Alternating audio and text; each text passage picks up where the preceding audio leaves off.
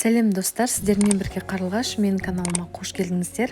Бүгін өте дәмді дастарханның көркін ашып тұратын салат дайындап көрсететін боламын. Ол үшін ең алдымен тауықтың төс етін қайнатып, төрт бұрышты қылып турап, осындай тарелкаға майонез жағып, үстіне видеодағыдай салып шығамыз.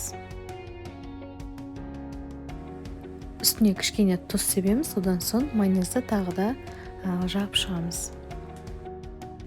Енді піскен сәбізді теркадан өткізіп, әдемілеп қойып шығамыз. Одан соң жұмыртқаның ағы мен сарысын бөліп аламыз.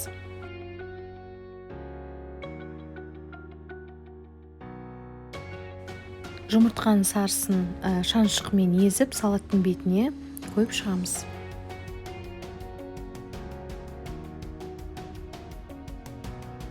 Енді алманы теркадан өткізіп, бір шай қасық лимон шырынын қосып араластырамыз.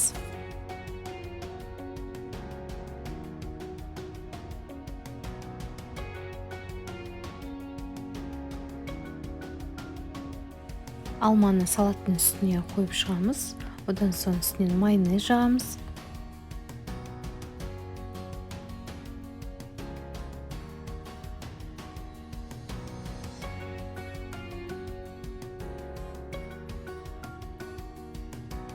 Теркадан өткізілген сырға майонез қосып, араластырып, салатқа қойып шығамыз.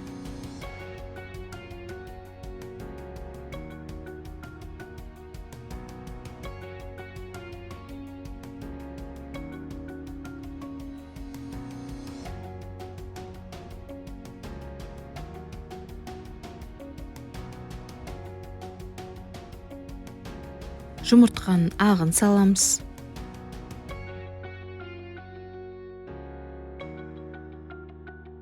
Енді гранаттарды өз қалауымызбен әдемілеп, әсемдеп қойып шығамыз.